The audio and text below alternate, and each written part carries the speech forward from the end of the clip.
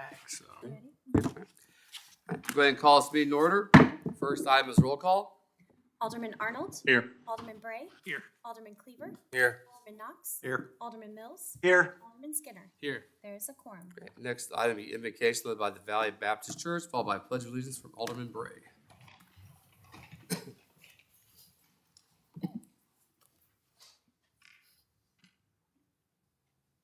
Almighty and triune God, we give you thanks and praise for all of your mighty works. You are loving, good, and gracious. Thank you for creating us and sustaining us day by day. Thank you for making us in your image and to exist in community with other people. Thank you for our city. Thank you for our elected officials, the businesses, the churches, the schools, the families, and the individuals that make our city the great place that it is. But Lord, we acknowledge that we do not deserve these good gifts.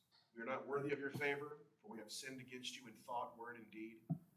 We do things that we should not do, and we do not do the things that we should do. We have not loved you with our whole heart. We have not loved our neighbors as ourselves. We appeal to the Lamb of God, Jesus Christ, who died for our sins, to forgive us and give us hearts of obedience to your holy scriptures. Thank you that Jesus rose from the dead and now reigns as King over heaven and earth. Please grant that our city would be known as a righteous city, a city that confesses Jesus as Lord, a city of peace and hope, a city with happy homes, a city that welcomes the stranger, a city that cares for the needy, and a city that defends the innocent from evildoers. Lord, we thank you for our civil government. Those who bear the sword do so as your ministers to be a terror to crime. I pray that our civil servants would acknowledge this calling and perform it faithfully. Be with our judges, attorneys, and law enforcement. Grant that they would never neglect or abuse their authority, but they would stand firm for truth and justice. Keep them safe from harm as they serve our community. And finally, tonight I pray for this council meeting. Give the council members wisdom and guidance as they deliberate on the items before them. May every decision be righteous in your sight for our benefit and for your glory. In the name of the Father, and of the Son, and of the Holy Spirit, we pray. Amen. Amen. I pledge allegiance to the flag of the United States of America and to the republic for which it stands, one nation, under God, indivisible, with liberty and justice for all. All right, next up is approval of the agenda. No changes, Mayor. The changes next up is proclamations. We have one for arts education in our schools. I can have the recipients come up.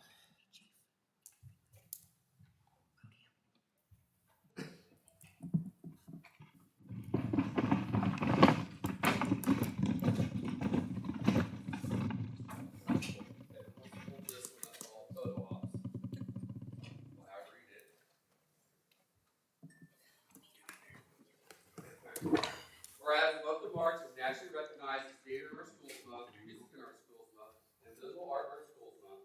And whereas art education contributes to student learning and development, and whereas the arts play a vital role in shaping well-rounded individuals, fostering creativity, critical thinking, and cultural appreciation. And whereas the City of Grand Valley supports Grand Valley schools in their commitment to providing comprehensive and enriching educational opportunities for our students. And whereas we affirm our support to provide arts programs to nurture the artistic talents of Grand Valley students by ensuring access to high-quality arts education for all. Now, therefore, be proclaimed that the City of Grand Valley Board of Aldermen, and I, Mayor Mike Todd, do hereby proclaim the month of March from this day forward as National Theater in Our Schools Month, Music in Our Schools Month, and Visual Art in Our Schools Month in the City of Grand Valley, Missouri.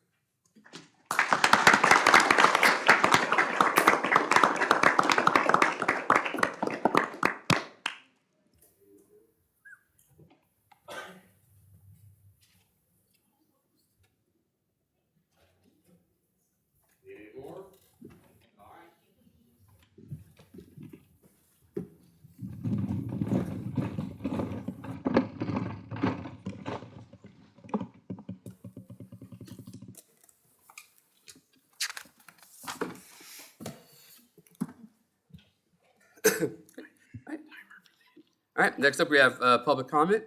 We ask the citizens come forward to the podium and microphone to address the board. And please make sure you've signed in with your name and address for the record, so we have that. Have anyone who wishes to address the board this evening? How you guys doing? My name is Josh Baker. I am one of the owners of Jack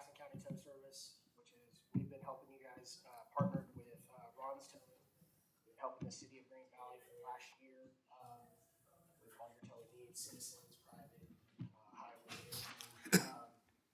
I kind of come to you guys tonight to maybe take into consideration looking at the tow contract that's getting ready that you guys are going to vote on tonight. The reason I'm asking that is there's a couple things that I think have been overlooked a little bit. One, I wanted to kind of get into that. I know a little bit of the stipulations is that our tow lot is not within the city limits, but we do not have a chance to actually have a tow lot, and no company does here.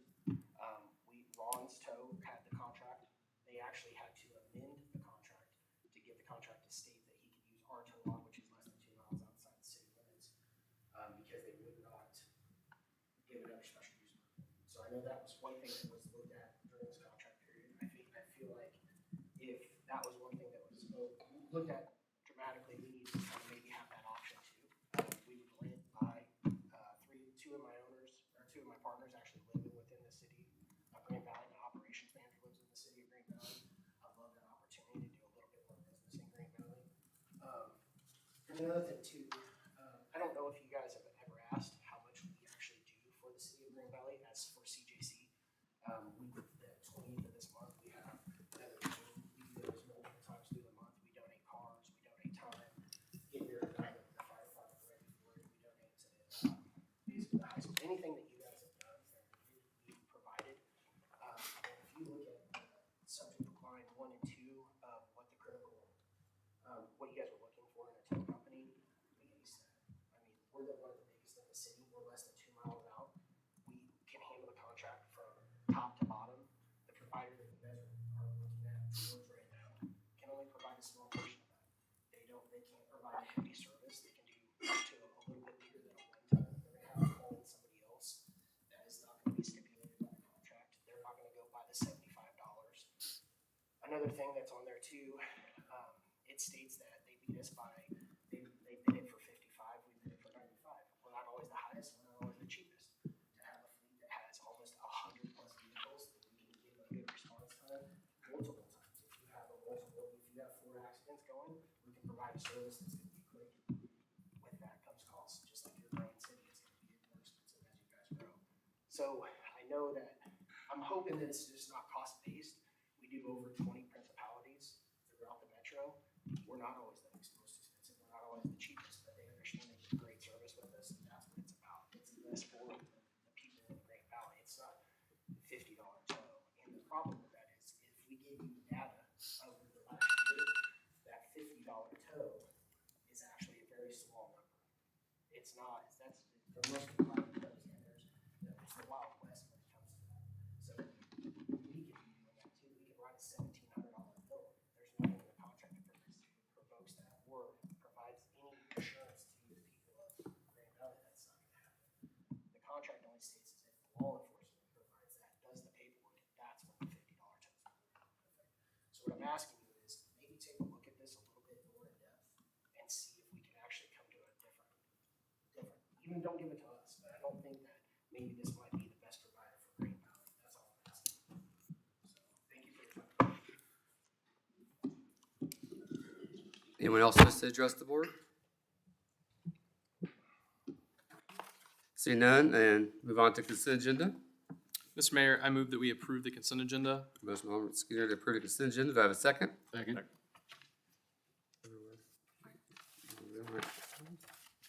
Any discussion? Seeing none, all in favor, please say aye. Aye. All opposed, nay. Seeing no previous business, new business presentations, or public hearings, we'll move on to resolution. First resolution is R24-16. It's a resolution by the Board of Aldermen of the City of Grand Valley adopting the updated employee handbook.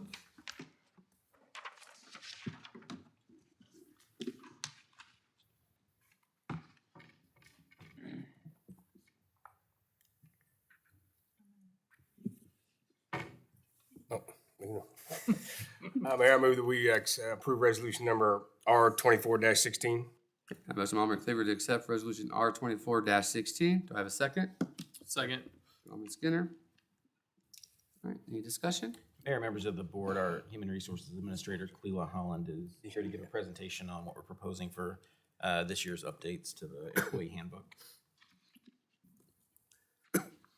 Good evening, Mayor and Board of Aldermen. Tonight I have the opportunity to present to you the changes for our employee handbook. But first I wanted to let you know that in front of you, you have the presentation slides, and then you have a packet of the sections of the handbook that we're going to be discussing in this presentation. And then also there's going to be the current attendance policy. In the big thick packet, if there was a section that already exists, I just highlighted that section that we're going to be talking about.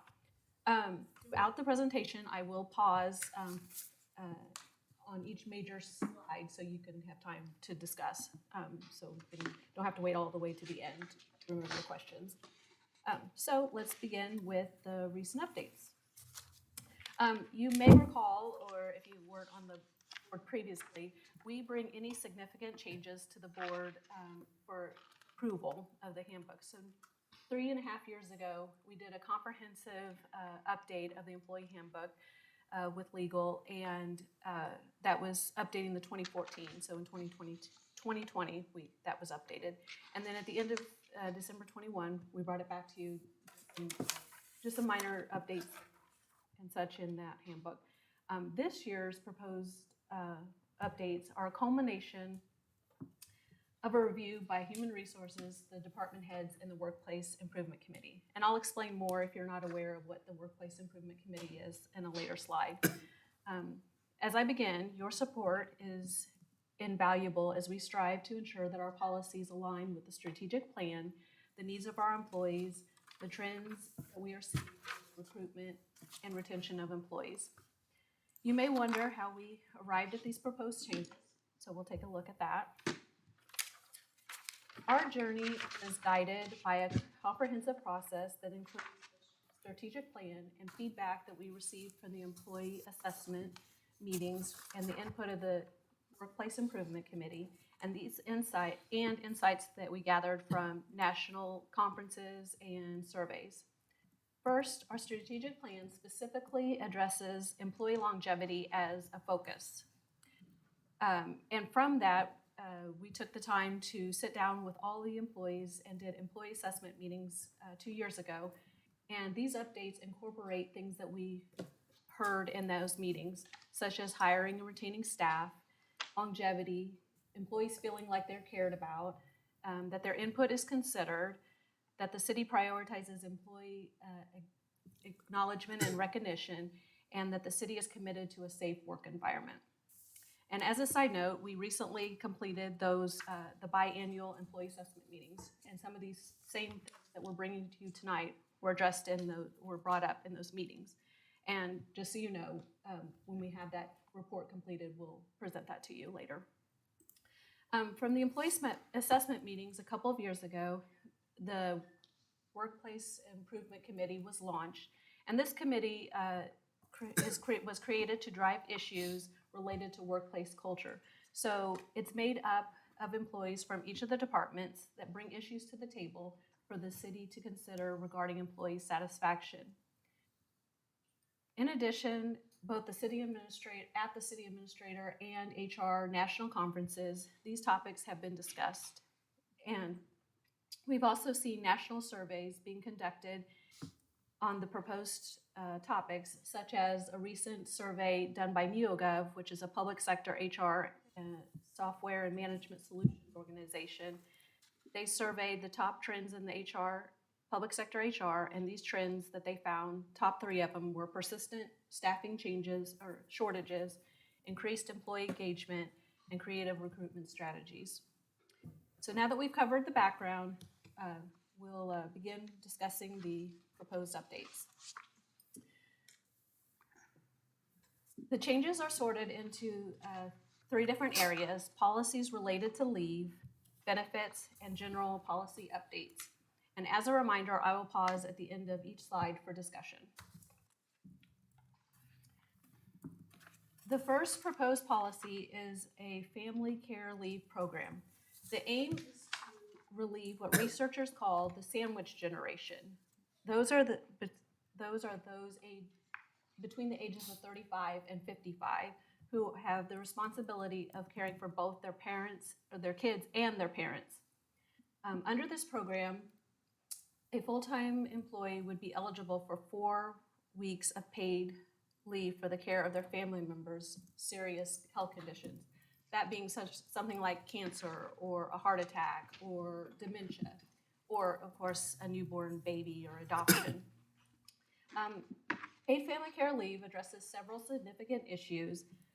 Lots of us take care of family members like kids, parents, or other close relatives, and sometimes these responsibilities could conflict with our work. This will allow employees to care for family members without sacrificing work-life balance, mental health, or overall well-being. The idea is to support employees while they care for their family members so that when they're at work, they can worry less about the things that are going on at home and be more engaged and productive at the workplace. Balancing work and personal lives can be challenging, and it can be taxing on employees. Overall, or offering paid family leave shows that we care for our employees' well-being. It'll help us assist employees in avoiding burnout that comes from basic caregiving to their families. And then also traditionally, one person in the family does most of the caregiving, unfortunately, but this is an opportunity to promote the sharing of responsibility between moms, dads, brothers, sisters, to take time off to care for family members. Good benefits such as paid family leave attract job seekers and encourage employees to stick around when they feel like they are being supported. A paid care leave program helps us reach our goal of keeping employees longer, addresses things we've heard from employee meetings, and importantly, shows our employees that we care about them. So that's all I have on this slide. I have a question. Sure. Does the 4 weeks apply to the father too? Yes. Okay. What is some of our neighboring cities? Because 4 weeks just doesn't seem like very much. Are you able to take short-term disability? Like, yes, you can take with that. However, we did look, and it's between 4 and 12 weeks that neighboring cities are doing. yeah. Mm-hmm. Do we know how that compares to like the private sector? I don't, but I can find out. Okay. I just think 4 weeks is kind of short, personally.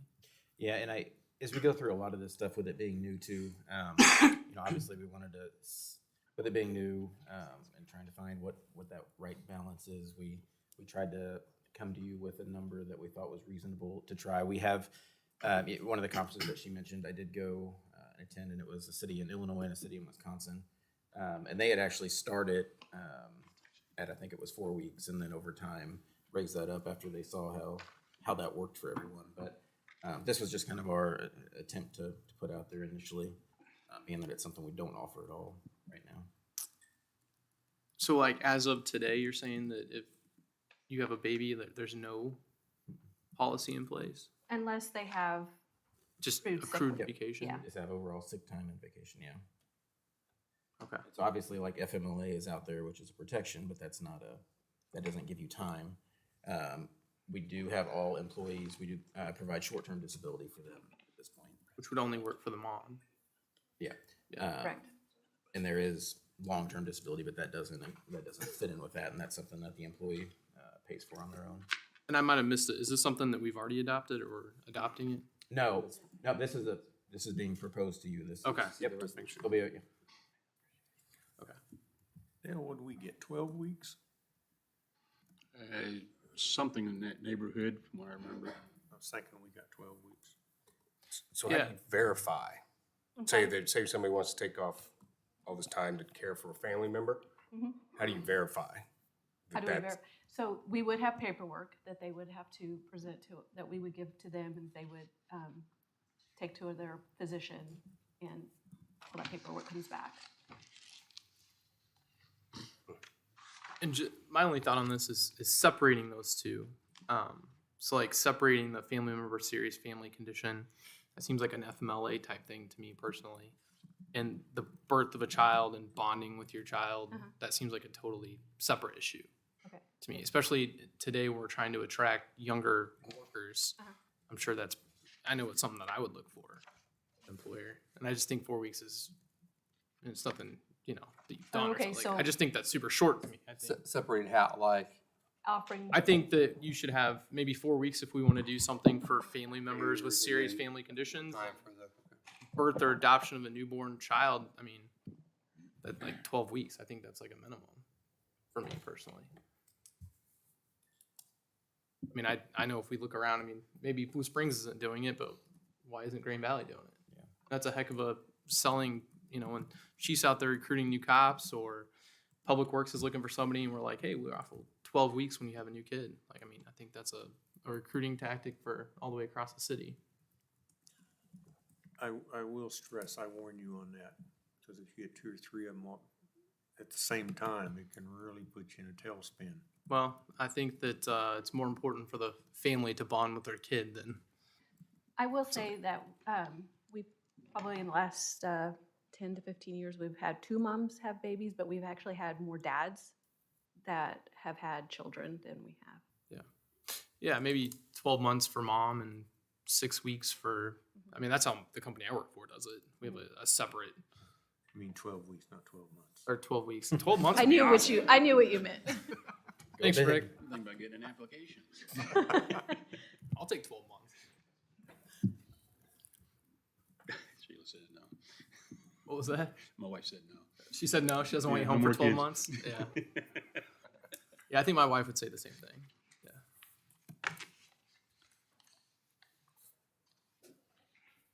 Okay. But when you guys get to, like at the end. I think before we go to that, we might want to look at the financial cost of going to a 12-week versus the 4-week, because it could be, significant. I mean, especially if we have to bring somebody in part-time to replace that person, now we've got additional cost to cover. So one of the things as we go through this that we tried to do on the staff side of it, and obviously the board can go however they want, but was try to find creative ways to benefit employees without adding a lot of cost. And the only reason I say that is with the 4-week side, not that it's ideal for some places, but in some spots, but if you can generally make do for 4 weeks and not have to look at hiring a replacement. So the idea was trying to kind of minimize it. Now that doesn't take away at all from what you're saying on the benefit of being away. That's just a reality that if we do extend it, there would be some cost to that. It's a little hard to calculate on that because it all depends on the people who actually would be gone at that point and what positions you'd be filling. But throughout this presentation, just keep that in mind. That's one of the things that, as we were presenting it, it was ways to try to give benefits with little to no monetary impact. I think 4 weeks is a good jumping off point to see how it works and move forward. Yeah, I just think if we're going to do it, we should do it right. And you've got, if they need, most of the guys I know that took time off to be with their spouse after a child was born, 4 weeks was about as long as their wife wanted them around. But I'm thinking more for the mom, right? You just want to separate out maternal leave. Yeah, I think there should be paternal leave, and I mean, it could honestly maybe go either direction, I guess. But yeah, I think you should have like paternal versus maternity leave. I think probably, and legal would have to answer, that we'd probably have to treat both sexes the same as far as the time off. I'll leave that up to Joe. I don't know how that works.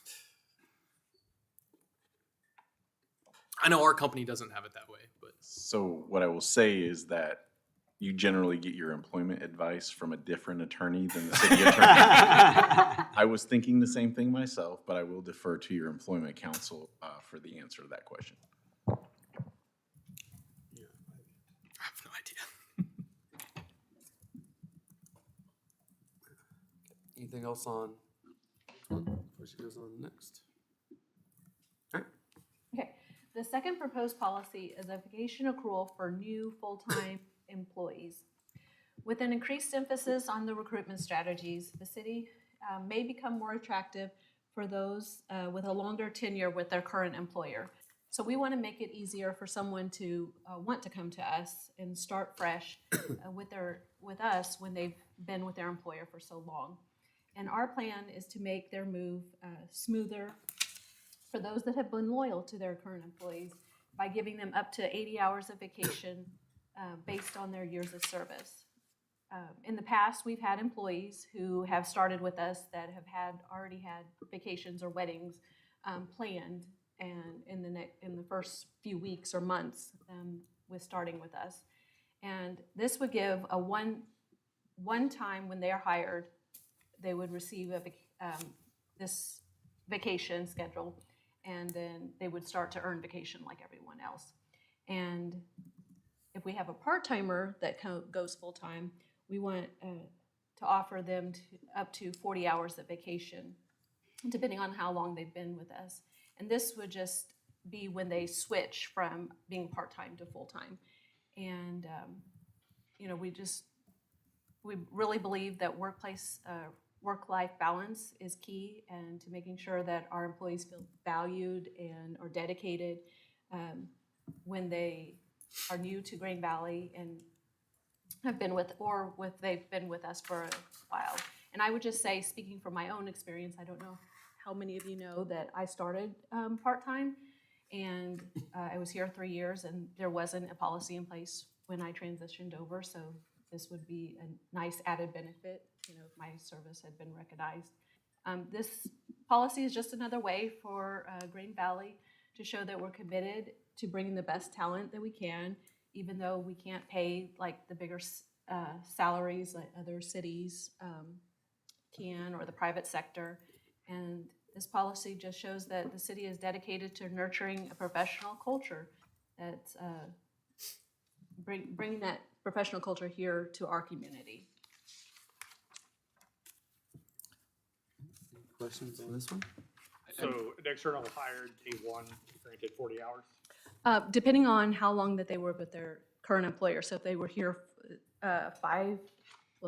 with their employer for 6 years, Okay, 6 to 15.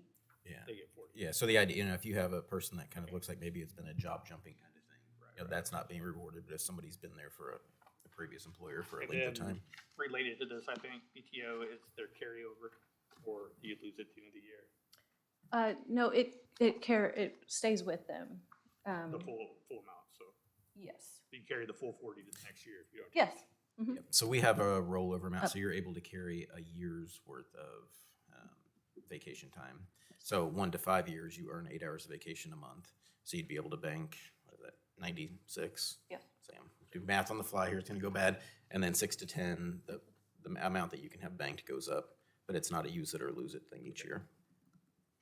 And does it pay out when they leave? Vacation does, sick time does not, unless you were hired prior to, July of 2015. yeah. On, somebody comes in at the first of the year, I can understand this, but say somebody comes in July or even the fourth quarter of the year, is there anything to adjust that amount of vacation? That we're offering under this? Yes. No. we 'Cause don't. I can see somebody coming in the fourth quarter and getting 2 weeks vacation, and they're automatically gonna carry it over to the next year, more than likely, which gives them 4 weeks in the second year, basically, or somewhere in there. We may want to look at some sort of a prorate. Yeah, I don't think we were looking at it as a year type thing, though. It's just no matter when you're hired, if you already have something planned, that's just kind of that boost, not so much I don't think we were as looking at it from a carryover perspective, because you still you'd be able to carry over whatever time you had. Right, but Anyway. I think what Dale's, if I come in on December 15th Mhm. and I automatically get 40 hours to carry over the next year, that I didn't actually, Well, it'd take you 5 years to get there. not if I was at my previous job for 6 years, is how I took what she just said. Yeah, Saying that if you were at another job for 6 years, I come to Green Valley. and you come Yeah. to Green Valley, you get 40 hours vacation. it's like a bonus to come, yeah. Yeah, you'd have to prove what day you started and day. So it's what we hear a lot of times, we have people that are that have been somewhere for quite a while and have that time built up is, I'd be interested in coming, but like, I just can't, if you have a family, like, I just can't do that. Like, I know we're gonna go on vacations, and when you build up 8 hours a month. I like the policy, and as an employee, I like the policy. As an employer, in my head, I'm thinking ways that it's gonna get gamed. So we don't pay out at the end of the year if that was. No, but they carry it over the following year. Yeah, it's yours to use, yeah, whether it's But- July or. And then so, regardless, And I'm just devil's advocate here. Mhm. I got paid out by my previous employee for the 40 hours I'd earned. I come here, I get a free 40 hours. I carry that 40 hours over. Yeah, but the difference is like in the private world, you can negotiate for your time off, right? When you're a public employee, you can't do it. You know, if you were a cop for 16 years with independence and you come here and you start over, you have no vacation time, you're bottom of the rank. You know, it's not like I'm with you. I was just trying to think it all out. yeah, no, I get it. I'm not opposed. I was just gonna say too, regardless if they start in January or December, it's still only 8 hours per month. So they would still have to go through that full period before they ever hit that. And didn't we put some safeguards in place around probation periods and things like that on this one? I can't remember, not on this one.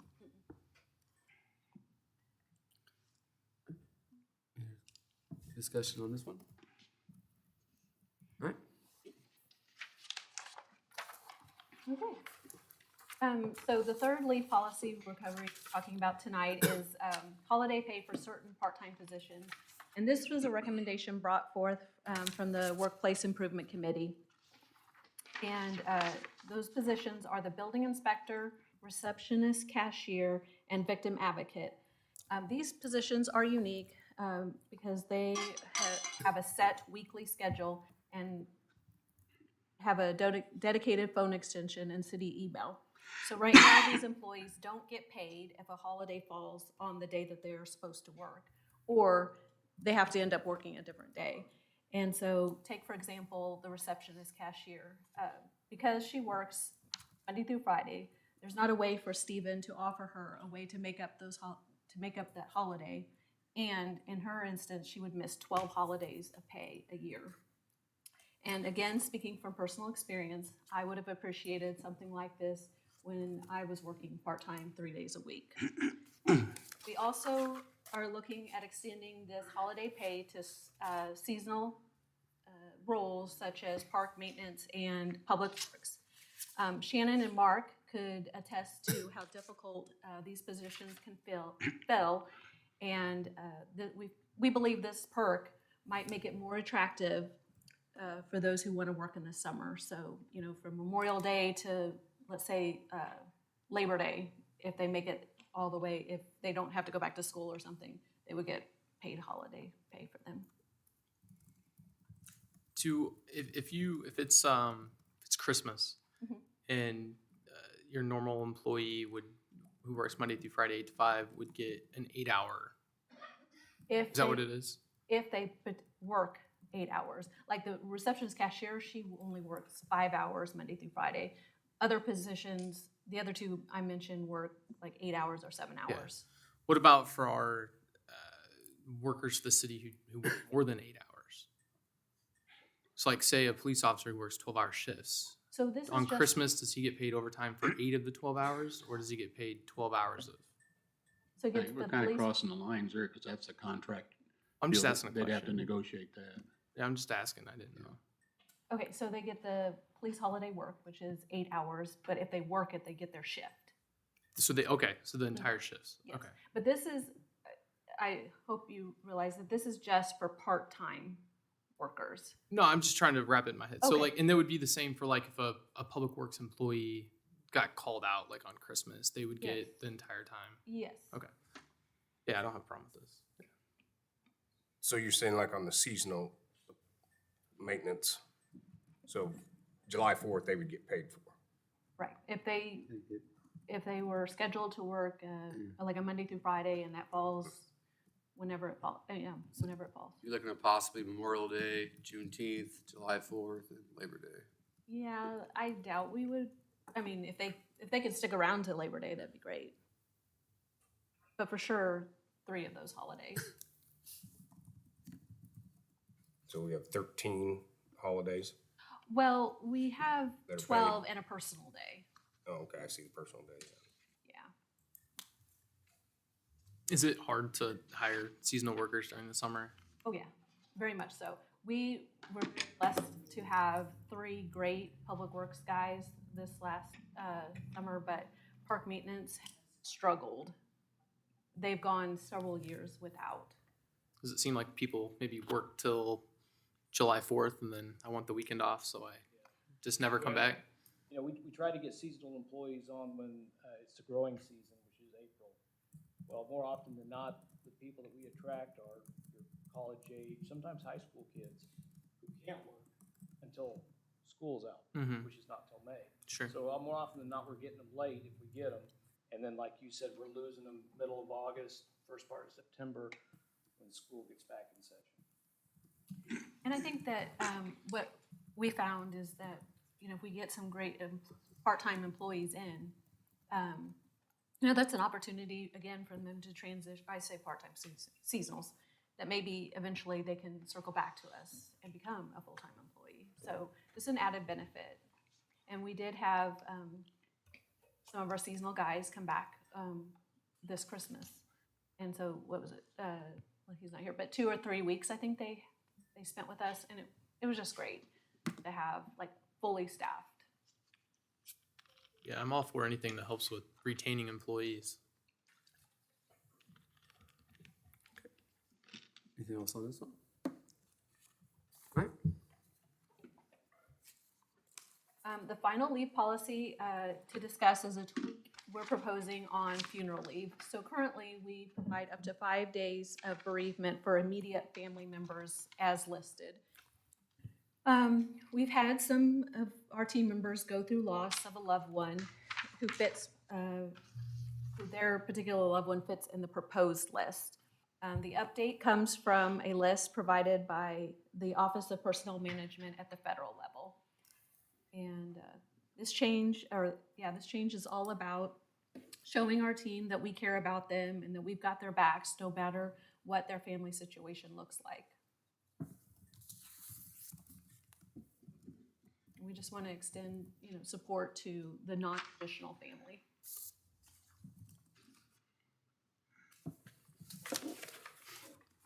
Questions on this? All right. So then, now we're going to transition over to benefits. To assist in recruitment and retention of employees, staff would like to offer, starting this July, a financial wellness allocation program to meet employees' current and future financial needs. By offering this program, it empowers employees across multi-generational workforce to tailor financial dollars to their unique needs and priorities. The city currently budgets $800 per month per employee for medical coverage.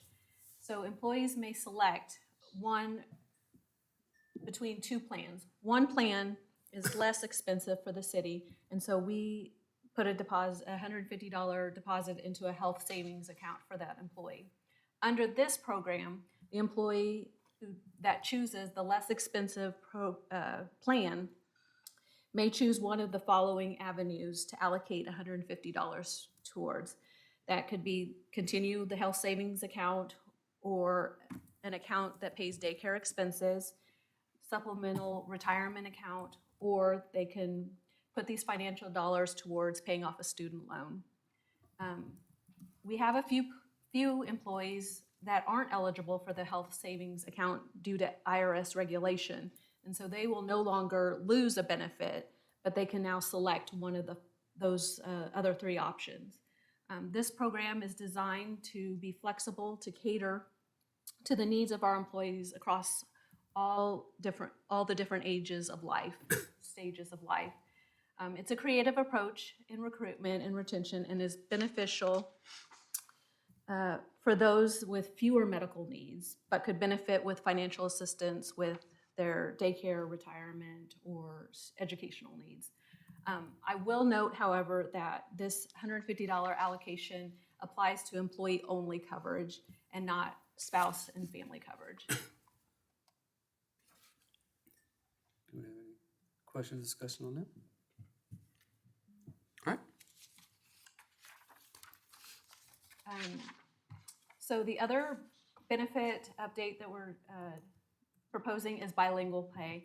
In January of last year, we hired a police clerk who happens to be bilingual, and she stepped in and has provided bilingual services on multiple occasions to the police department, water billing, and even to our own city clerk. I would like to mention that the chief has been very supportive of this employee lending a hand across the departments. And having an employee who is bilingual has benefited city staff to help us communicate more effectively with business owners and citizens. This benefit would be at the discretion of the city administrator based on the need of the department or city. And an employee would receive $50 a paycheck upon passing a proficiency exam. And this is any employee that is bilingual? No, well, no, not just any. It has to be requested, and there has to be a need for it. And So they would get paid when there was a need for it. no, it'd just be something that we would pay bi-weekly. So it's not designed that just any employee can go do it. It's as we look at our departmental needs, and we have somebody that is bilingual. Basically, they'd kind of submit for that. We'd look at our needs, or the departments look at their needs, and I'd meet with them. If we decided that would be a benefit, or if that was a place where we needed it, and they were able to pass the proficiency exam, then they would start getting that $50. Because right now we basically have one person, and that person's going to be moving to a different building here before too long. So, utility billing is one where that would be. It would be nice to have someone that was bilingual. I know we're working on like business license and stuff. We have some businesses who, the owners who primarily speak Spanish. So, I know we've had struggles with trying to get needed documents and stuff from them. Yeah, and again, it's not a huge thing money wise. It just feels like it's something that an employee should be rewarded for by helping us out to be able to communicate. Obviously, nothing is more frustrating for a citizen or a customer when they come in and are trying to get a message across, and we are struggling with that. It's like I said, the employer we're talking about has done a really good job and has covered us, but we just think there could be a need for more of those. So we just wanted to get something out there on paper in policy, so we're not just making stuff up, as we go. We just want to be upfront about it, and I think this is a fairly simple way to go about it. Would this move across the lines, say if you had somebody do sign language to deal with somebody who's deaf or has a speech impediment or We had not discussed that. It had just been on the bilingual side of it. I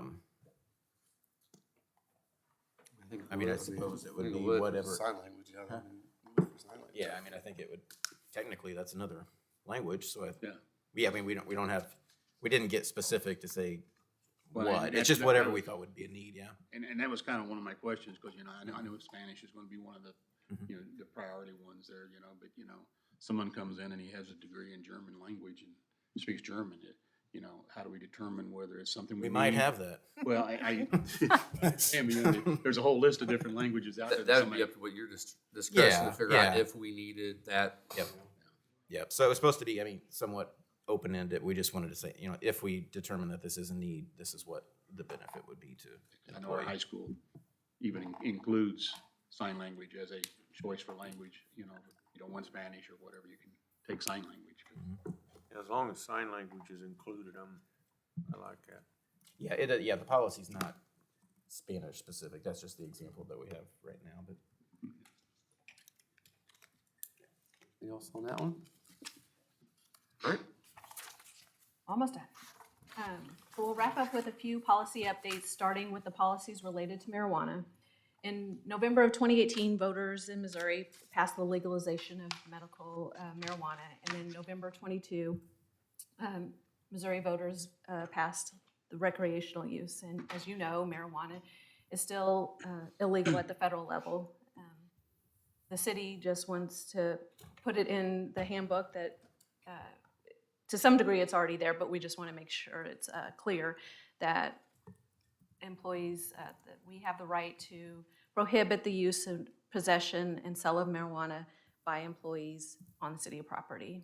And I will mention that there is zero tolerance for law enforcement officers and employees with a CDL license.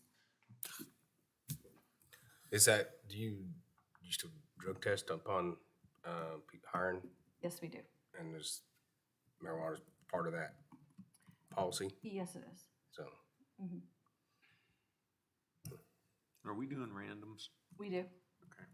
For After those that have, like the police officers or that have to have their driving is a majority of their, well, I say majority, but.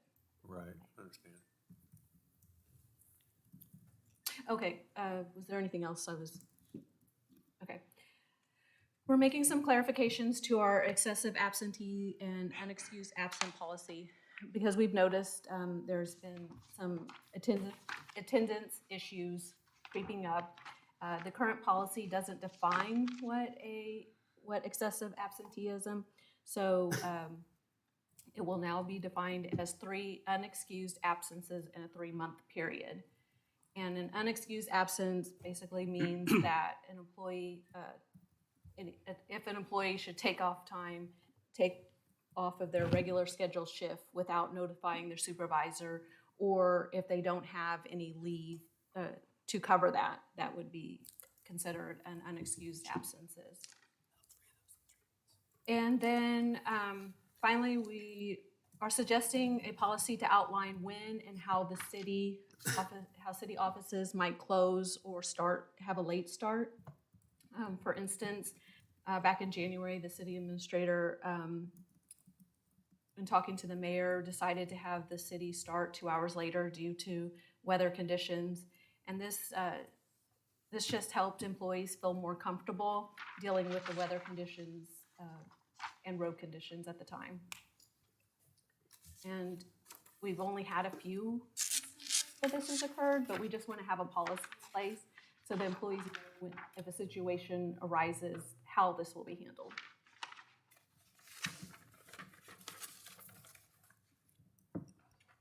Anything on that? Not on that, but I had a question. I don't know if it's something I missed or you didn't cover. One of the deals on sick leave donation policy, and it states in there that it could be only qualified for family medical leave. Okay. What about personal injury? Somebody off the job gets injured and is off for an extended period. That donated sick leave, can it be used by them? Because we're limiting it to family leaves. That deals with you dealing with family members or whatever. But the employee, personally, if they got injured off the job and they ran out of sick leave, will this? So what we did, our thought process with this is that we have seen, we want to make sure that it's limited to those things that are protected so that we help which section encourage are we- employees to take care of, like, use their time wisely. Does that make sense? Right. And then we do have, if it was an injury, they do have short-term disability. So that means that short-term is paying 2/3 of their pay, and then they only have to use 1/3 of their sick leave. So it wouldn't be a full 8 hours or a full 12 hours, whatever the case may be. Right. I just don't understand why the individual employee, if they got injured, was on an extended time, and I don't know, maybe they would run out past the timeline. The short-term disability would cover them. I guess the long-term would probably, as you mentioned, So if they have it, would kick in.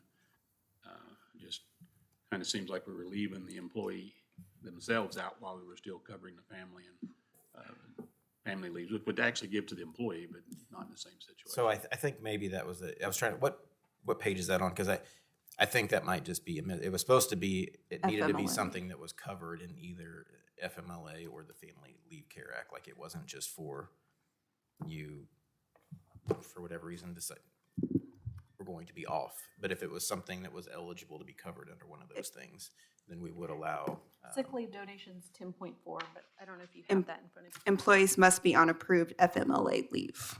Yeah, so it's not so much the family leave, it's the FMLA side that does cover the employees. That does, okay. Mhm.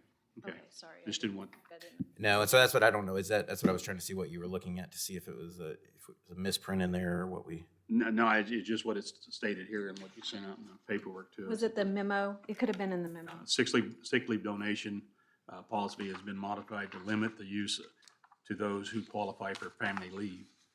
Family FMLA, medical yeah, leave. yeah. So that should be FMLA. We should have extended that out. So that would be employee-based. Okay. On the holiday leave policy, is that, it says building inspector, receptionist, victim, so we're just talking like 3 employees for this? For the part-time, yes, that's And then the seasonal is 2? 2 seasonal positions, yes.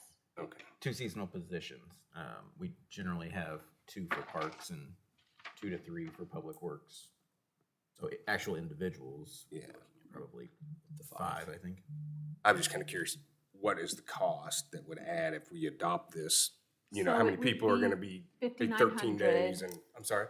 Currently, the schedules that we have now, right now, it's $5,900 Per year? for like the Monday, the Monday through Friday. Yeah. The Tuesday, Wednesday, Thursday, the other, and then the holidays that are in there. I would say when we budget for those positions, we do it for a time though, and those hours are included in there, so we don't pull out, I don't believe we pull out holidays when we're budgeting, so the money's already there. Actually haven't been. So it's already in, Getting, basically, yeah. you're not adding to the budget then? Is there a certain amount of hours that makes you a part-time employee? I'm So- thinking like Yeah, so the ones that are in there are the regular part-time, so they're the ones that are scheduled out. they actually have a schedule. Yep. That doesn't change. So it's not like a Front part-time desk front desk work. attendant or something that may work 2 hours today, Gotcha. maybe 2 weeks from now. Pool employees are covered under the pool contract, right? Yes, Yeah. the lifeguards. Yeah, so they don't fall under.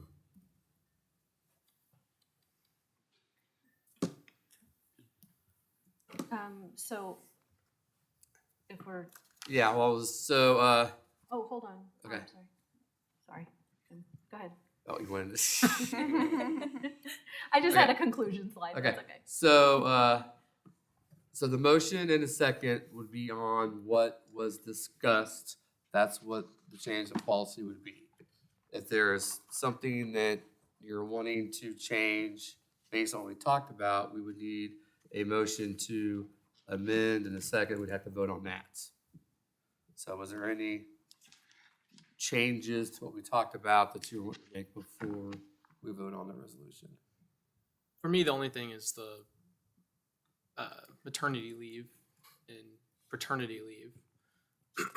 I get that maybe 12 weeks is too big of a jump if we're going from 0, but I would ask that we move it to 6 So, as a compromise. so you're gonna make a motion to I'll make a motion. amend it to 6 weeks for maternity part, not the family leave part. Correct. Okay, so just, okay. Yep, just that. So I got a motion, Alderman Skinner, to amend to go maternity to 6 weeks, leaving the family leave at 4 weeks. Correct. I have a second on that amendment? Second. Second, Alderman. All right. Okay, any discussion on the amendment? Okay, so this vote will be then for the amendment. So all in favor, please say aye. Aye. All opposed, nay. All right, so it is amended now. So now we're back on the resolution with the 6 weeks and 4 weeks. Any discussion then on the resolution? All right, seeing none then, all in favor, please say aye. Aye. All opposed, nay. All right. You're good? Okay. Got Thank more than you. you asked for. Yeah. Thank you. Thank you. Next up then is resolution R 24-17. It's a resolution authorizing the allocation of the City of Grand Valley 2024 Emergency Management Contribution to the Central Jackson County Fire Protection District. Mr. Mayor, I move that we approve resolution R 24-17. Okay, motion by Alderman Knox to approve resolution R 24-17. Do I have a second? Second. Any discussion? Mayor, members of the board, this is our yearly contribution, and if you remember, the Central Jackson County Emergency Management Agency is a cooperative between ourselves, Blue Springs, Lake Tapawingo, and Central Jackson County Fire. They are the ones that essentially staff the emergency management side of things, so those roles and responsibilities are for a staff member of theirs. So each city pays into the emergency management agency based off population. Any discussion or questions? All right, seeing none, all in favor, please say aye. Aye. All opposed, nay. Next up, we have Resolution R 24-18. It's a resolution by the Board of Aldermen of the City of Grand Valley authorizing the city administrator to purchase patrol rifles from Psionics Weapon Systems. Mr. Mayor, I move that we approve resolution number R 24-18. Motion Alderman Mills to approve Resolution R 24-18. Do I have a second? Second. Everybody. All right, any discussion? I was gonna turn it over to Chief Turner. Mayor, members of the board, I've, upon evaluation of the equipment that's been provided, we've recognized a shortcoming in terms of being able to provide that highest level of service to the community and the protection of the officers. And in doing so, we've currently are using surplus firearms that come from the federal agency that are very aged. And we're looking to update those to what's modern and would give us the best protection for the community and for the officers alike.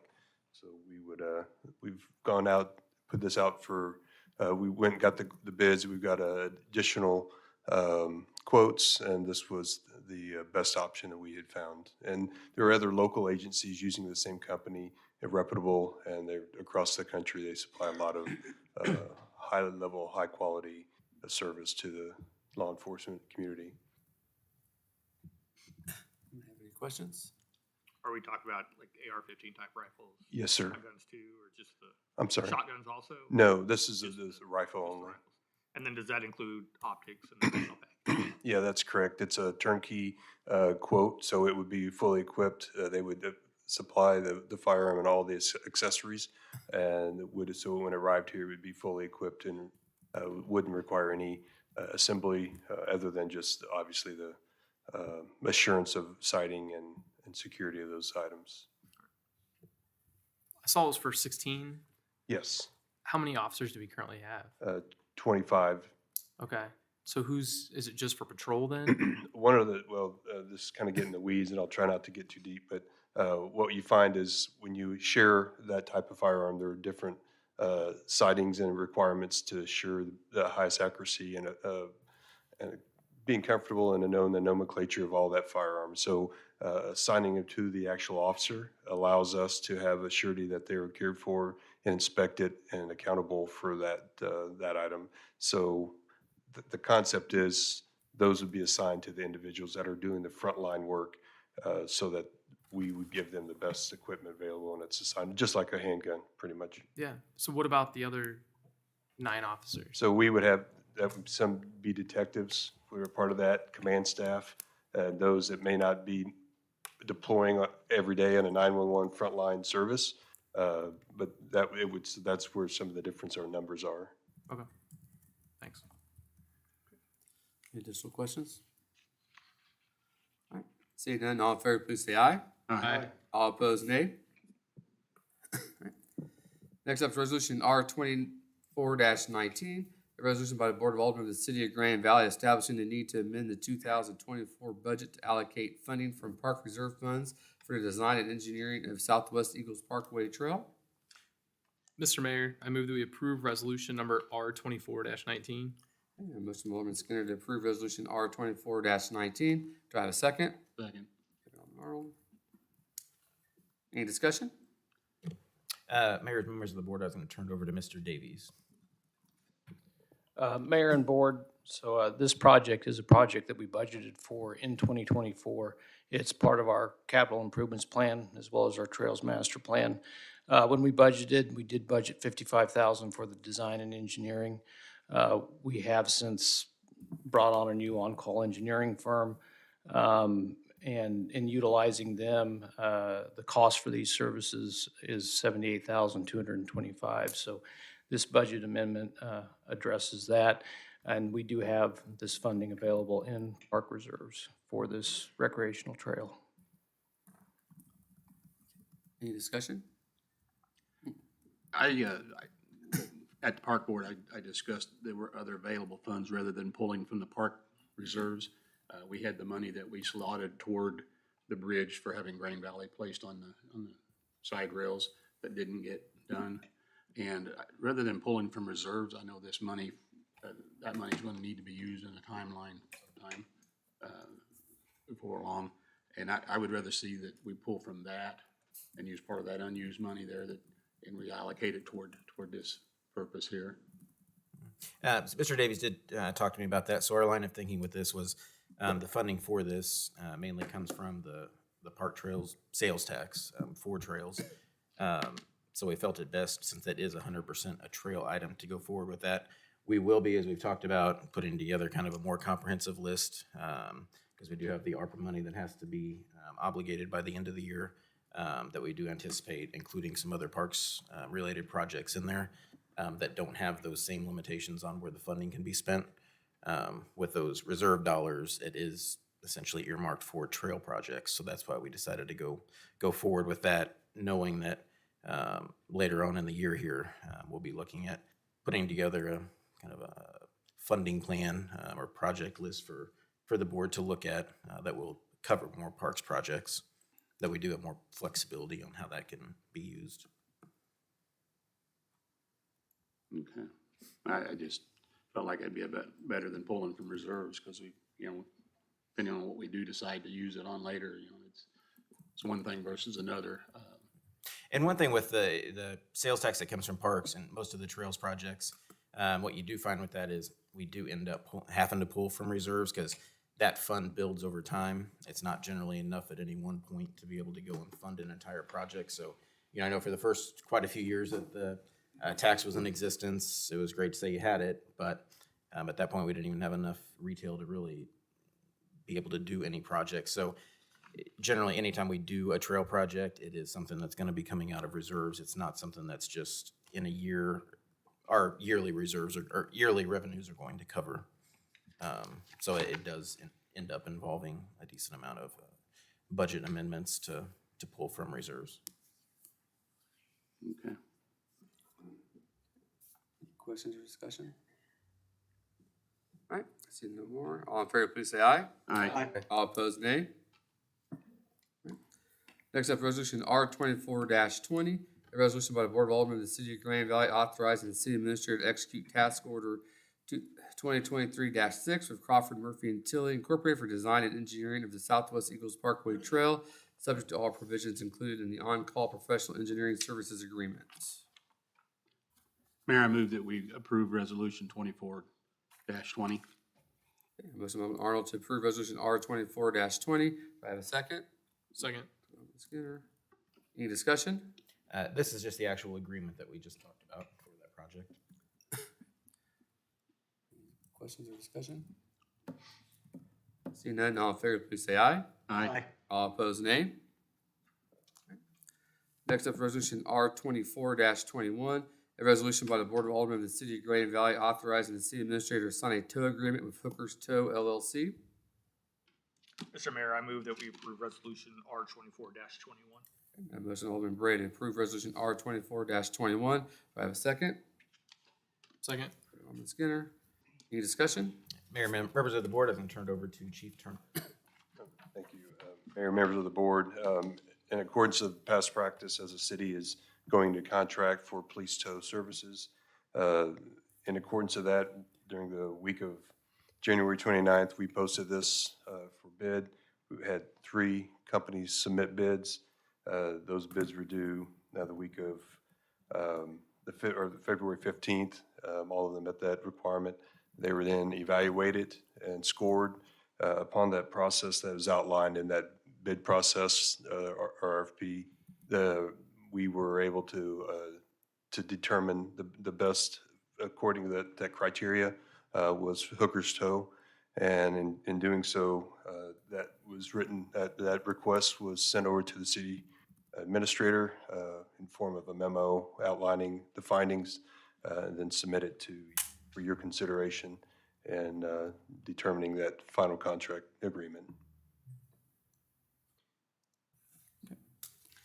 Is there discussion or questions? Yeah, the only question I have is, I know a lot of cities and law enforcement agencies do a like a record of the week, a rotation style. I think Independence does that. I know a lot of other agencies do that. You know, when I was in law enforcement, we did that. Never really had an issue with it. You know, why do we not? I know that's predating you of why we've never done that, but what are the pro and cons of doing that and the negatives involved?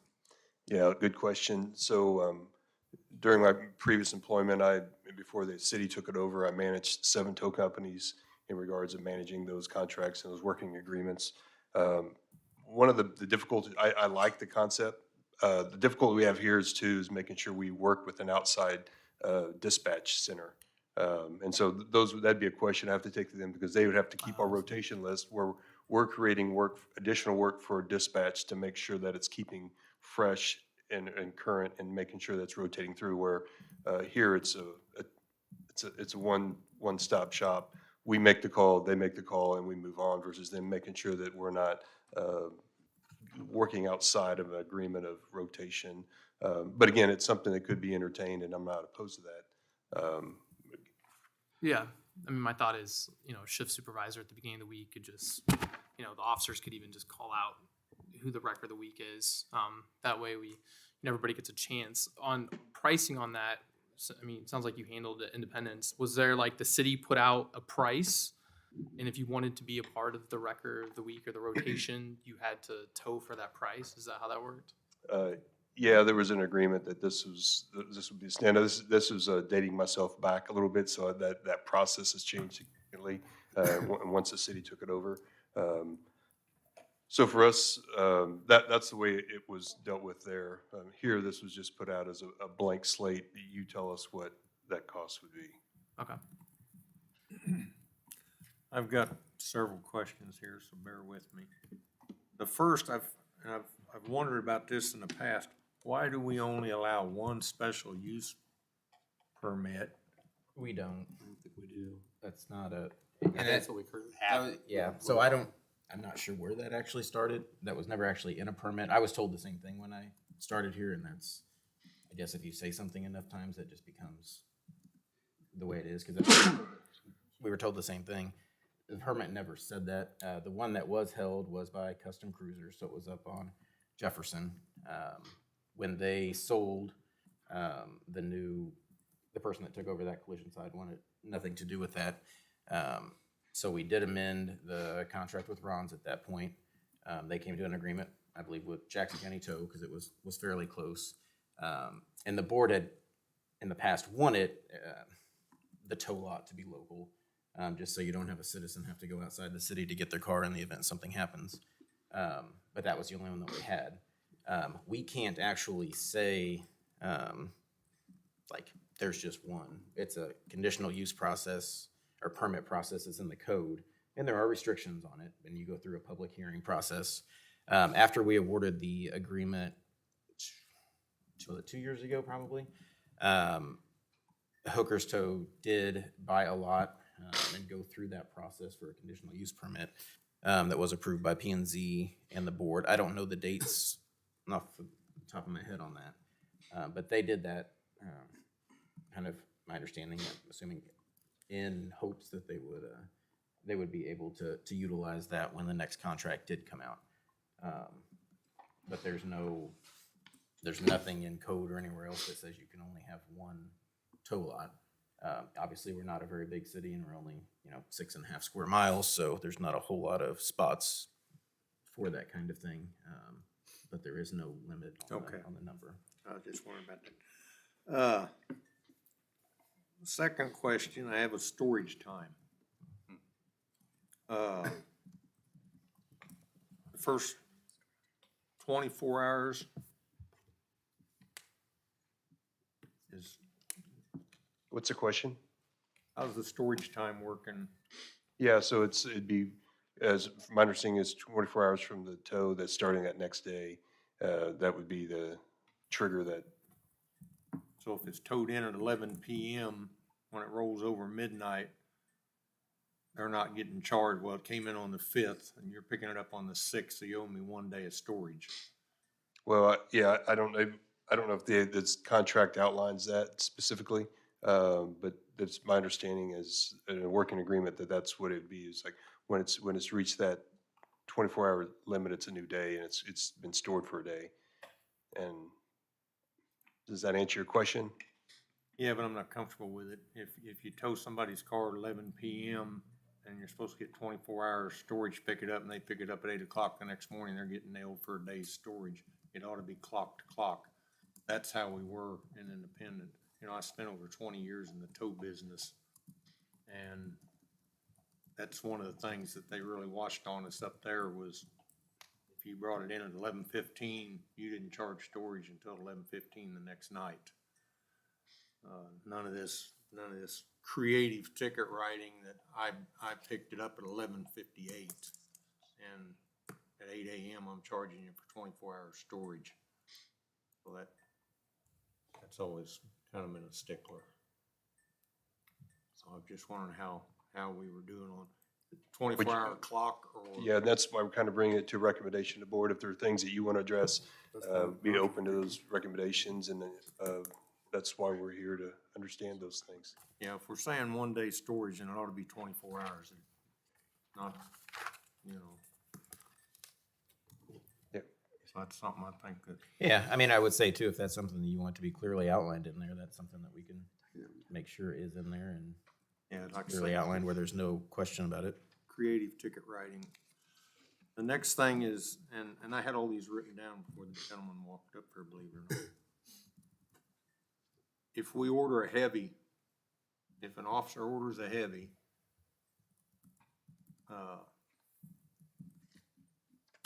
who are we recommending for the tow? Who are we recommending? Hooker's tow. Hooker. What's he gonna do? He doesn't have a heavy, I don't believe. does Well, he? if you look at the contract, it says they have to specify subcontracts. They're outlined to ensure that those are in place. Violations of contract would deem the termination upon delivery of written notice to him or to the business that, you know, we terminated if they can't fulfill the contract. So again, those are outlined, those are checkpoints that we have to ensure that they're in place so they're available.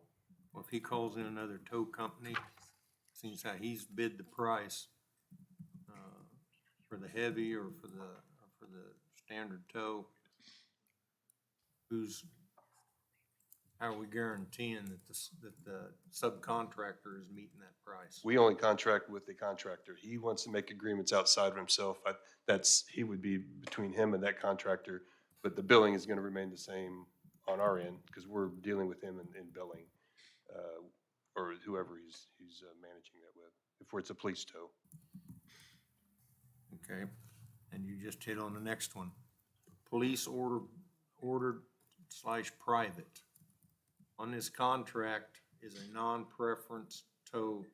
If one of our officers orders a non-preference, is that going to be held to the contract price? No. Why not? Well, it says in there in that section, at the bottom, you'll see that I can turn to it.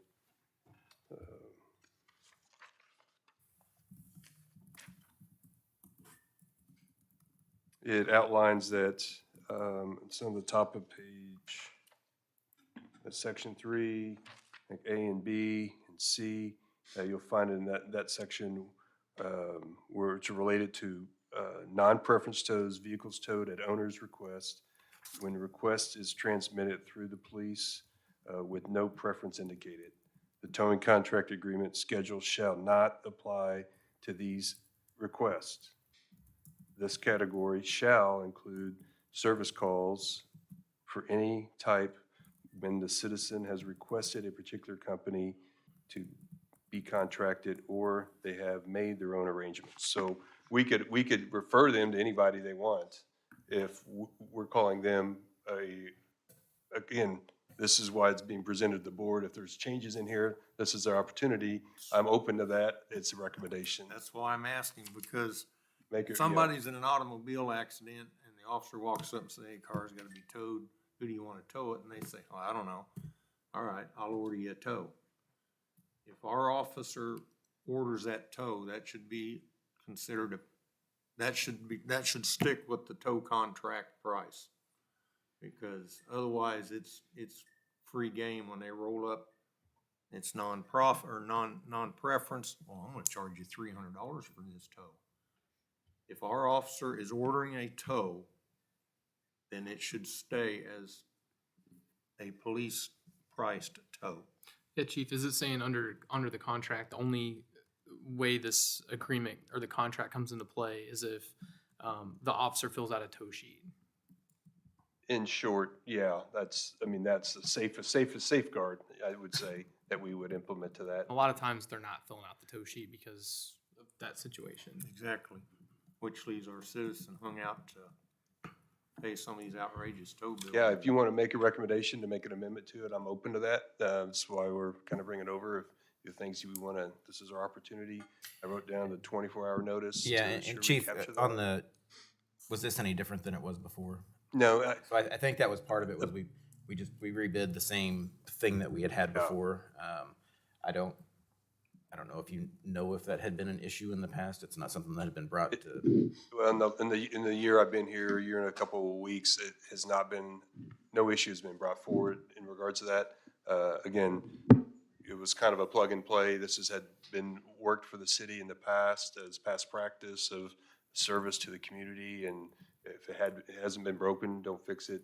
So that's the approach we took on it. But again, this is a good opportunity to revamp that if you see something that needs to be addressed. Well, I'd like to make a motion that anytime an officer orders a tow, it has to be held at the police ordered tow price. My only question with that be is like, I mean, how would you keep track of that, right? I mean, Well, that's the next thing on my thing. He's ready to go. Who's keeping them honest? Yeah, because I mean, if there's a tow sheet, it makes sense, right? Like, hey, you filled out this tow sheet. But if it's, an officer shows up to a single car accident, can you give me a tow truck? Sure. Somebody, they show up. How would you document that?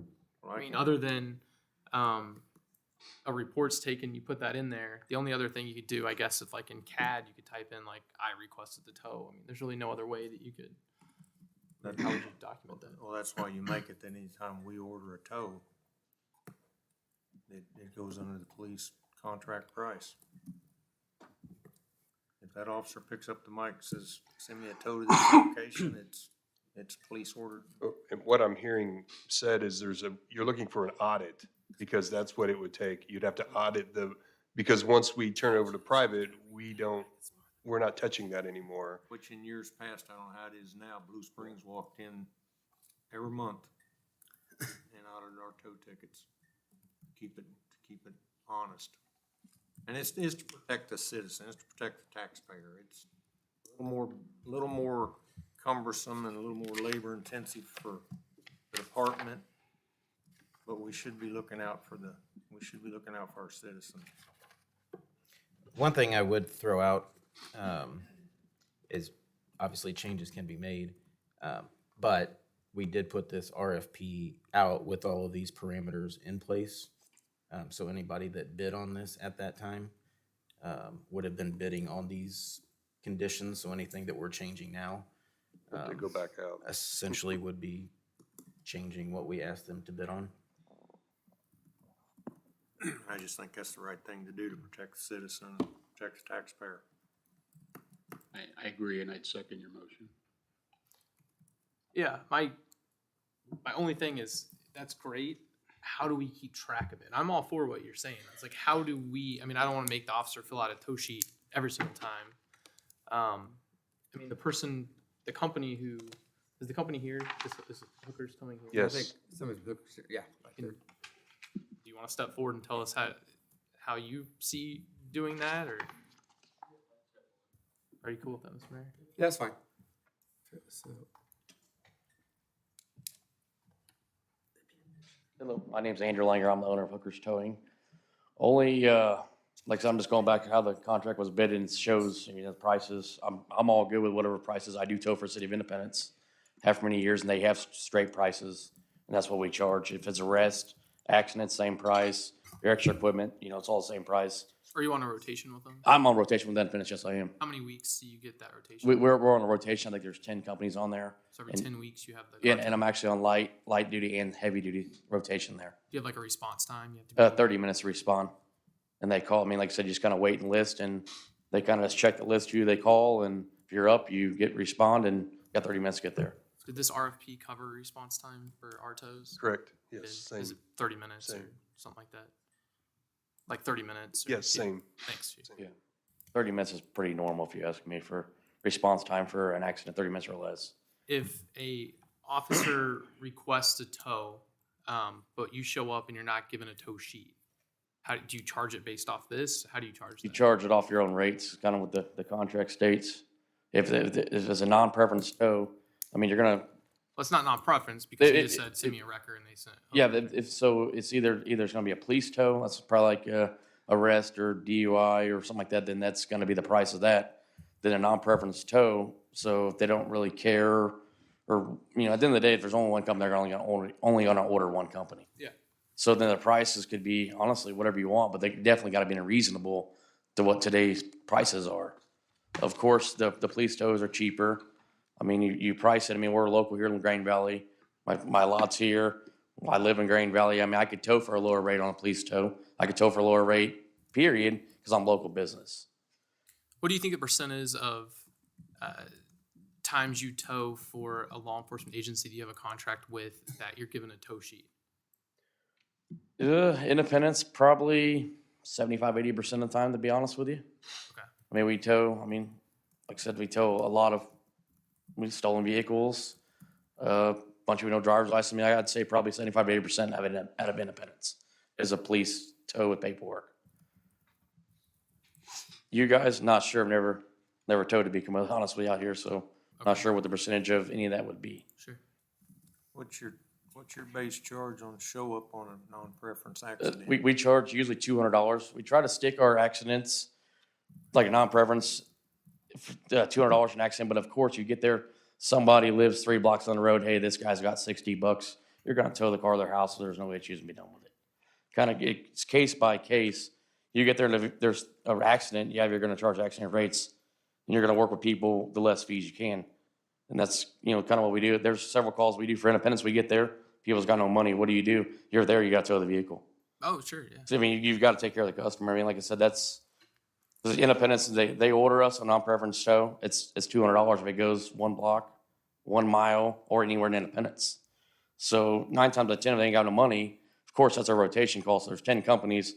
You usually work with the officer. Hey, we'll set this in a parking lot and put us back up or whatever. But this case, I mean, a non-preference tow, you got to go case by case. If the car's broke down in the middle of Main Street going across town, yeah, we're going to charge them $60, $70, or if it's going anywhere else, it's per mileage. So every case to me is going to be different. Depends on the issue of the car, the car's wrecked, broke down, or whatever, out of fuel. Our biggest thing is to clear the roads for the officers. So then we're going to figure that out, like I said, case by case.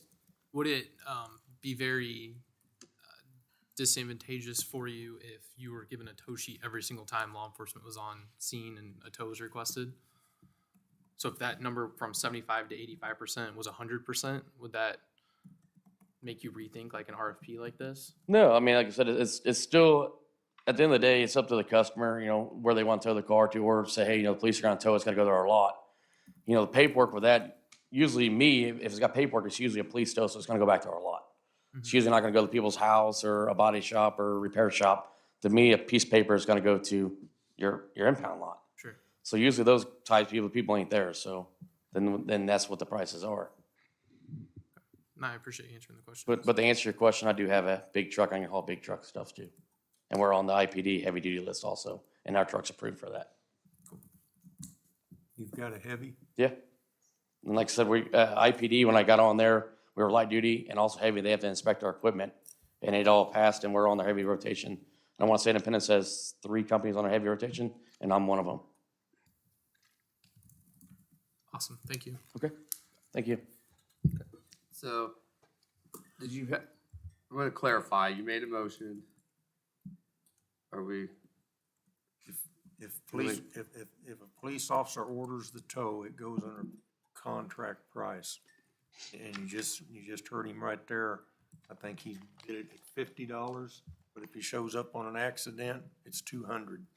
But I think the pushback there would be, if it's a police tow, it's going to his impound lot. Well, If it's Well, I mean, what if the person says I want it to go to a car dealership in Then you charge, Overland Park? then he charges mileage on top of it. But your base rate just went from 50 to 200. How often is this contract? It's 3 years, I think. Isn't it 3 years? Yeah, it's Same 3 year. It's every 3 years, and after there's two 1-year extensions if both parties agree. So every 3 years? Correct.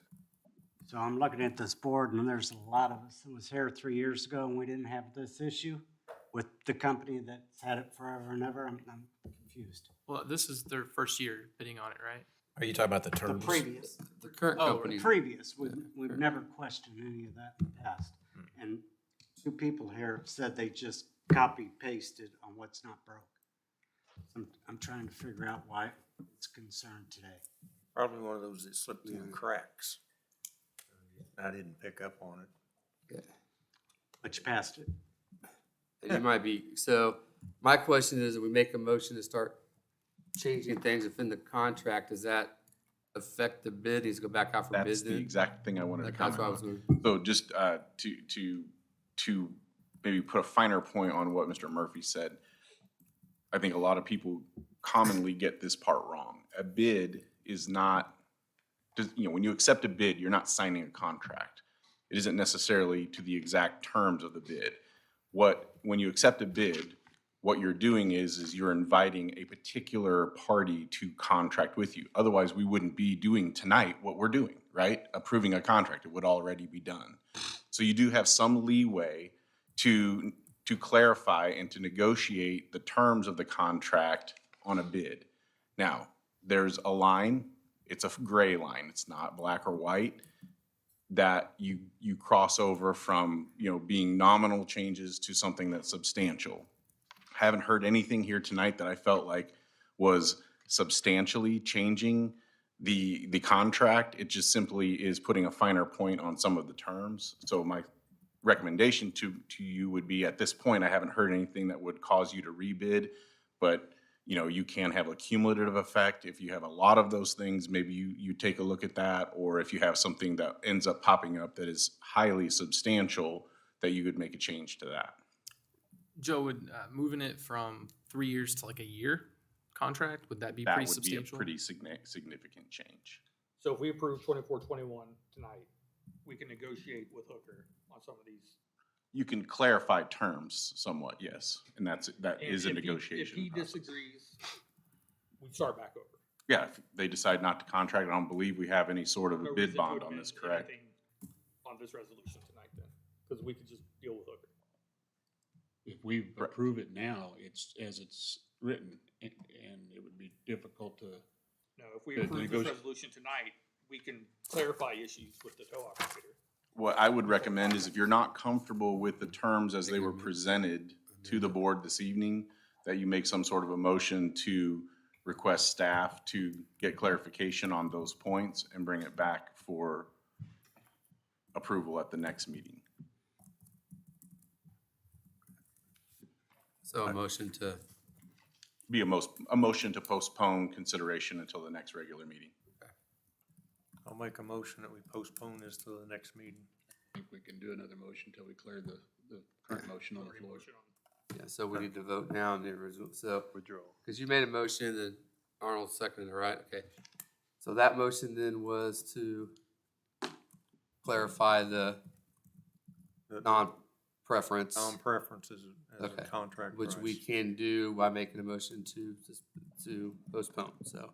Mr. Mayor, if we are getting a collection at this point of clarifications, then what I might add is one of the questions that was asked, I believe it was Alderman Knox, was asking on the 24 hours. Chief, that was 7E in the agreement. I will, as I look at that, it says storage of vehicles described above shall have a per day rate assessed beginning 24 hours from the time of tow or recovery was performed, and reassessed each day or portion thereof that the vehicle remains in secure storage area. I would ask that you would get some clarification as to, if someone is towed at 11 p.m. And they pick it up at 1 a.m., is that 24 hours? Is that 3 hours? Is it 2 hours? What is the what is the charge that would be assessed if it's only held for a couple of hours? Is it a full 24-hour charge? And then I think to Alderman Knox's point is, if it goes from PM to AM, does that mean 2-day charges? Yep. That's my number one point I have, the 24 hours. I have private no preference is my second point that for clarification.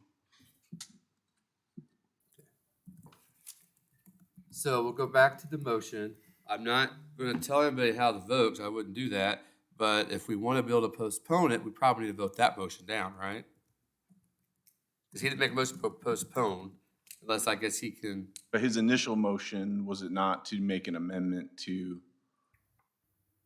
Was to make an amendment to to for the what was non-preference. proposed to you? So you could still make the amendment, but Okay. then postpone. You, Another- after you amend it, then you would pass it, right? This could still pass and we could still postpone. Yes, okay. Right. All right. You can pass the amendment, but still Does he need to add the postpone other the items final to the, approval. does he need to add the other items to the? Did just we to be cover said? everything that the board wishes to see clarified? Okay, so Alderman Knox's amendment would be to clarify everything that Chief has down. Sorry, Chief. You're good. Clarify, but to change that. So second, Alderman Arnold. All right, any discussion on the motion? And it's a All right. motion to amend in this. Motion to amend. Just, I want to make sure, so on this, it's not saying that every single tow, part of his amendment is not saying that every single tow is a police tow. Is that a part of what you're gonna, That would be under the second How the bullet point, the non-preference private would no work. preference would Yeah. be, that he has to treat it like a police tow? yeah, that would need to be clarified in the contract. I least will just it- bring at this least up one it- more time, yeah. and this is a question for you, but how in the world are we gonna keep track of that? Well, generally, the way we find out the problem is from a complaint. Okay, but That's do you think ju- we're setting ourselves up for failure? Well, in the day of digital world we live in, I would like to think that we could be afforded something that would allow us to evaluate that without having to put boots on the ground every time to go look through a bunch of books, if that makes sense. So if we can look at a way to do this, I don't know what that looks like yet, so I don't want to get into the point where we're having to go back out because we're getting too deep. So my thought would be. But we're putting that into this bid now, that every tow has to be treated like a police tow if an officer requests it, right? Yeah, and if we found a violation, we could terminate the contract. But we may not audit chase down every But there's no way to citizen, audit it because there's gonna be no paper trail. none that we would control. Right. That's what I'm saying. I think we're setting ourselves up for failure doing that. But you leave yourself an opening happens to with that terminate the complaint, that contract. charge so much. You leave yourself an opportunity to terminate the contract if you find that it's violated. That makes So sense. someone calls and complains and says, hey, I got charged $500 for towing my car to the house, then that would be our, indication that something happened. Okay, But so no then one we ever have to start calls us. going through reports. We and wouldn't we're need spending all to, this- we just, one violation and we terminate. I mean, if we. Well, so we're gonna use this one person's word that just called in and said that? I mean, do we even know that Oh, there we would was have a to request? investigate. We would Right. have to look at it. So now we're having every- to spend resources on investigating it when Yep. if there's a tow sheet, we just go through a tow sheet. Yep, you asked for it. Oh, you didn't follow the contract. It's over. Do you see what I'm saying? We can make an independent tow sheet, a standalone. It Yeah, but now wouldn't we're be asking a- our officers to do something else, right? Yeah, you tell me what you want. I'm happy to I'm do just it. asking. I I'm- don't care. We are just creating more work for something that just personally, I mean, it just seems like going back to Darren's point, we were doing this for years. It's never been an Passed issue. it 3 years ago. Well, I it just- has been an Crazy issue. that we're doing this tonight. I just feel like we're putting more work on, our officers are already out there having to document all this stuff. Now this is just one more thing to document. There was no paper trail to begin with. It just seems like a mess to me, but. It could just be a memo on their report it was a police requested tow. I mean, it doesn't have to be a separate ticket.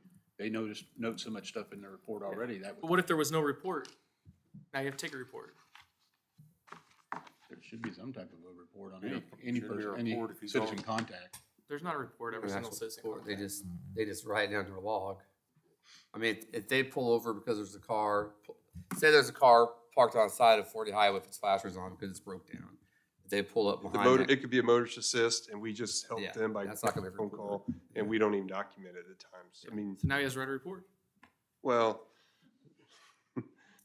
yeah, It goes into our record status as to how many citizens assist we give. I mean, there should be something generated to show that you provided that service to the citizens in our community. It wouldn't be, I wouldn't be foolproof. Just so you guys you're asking a question I can answer really fast. It's called Tone Books. I think you run Tone Books.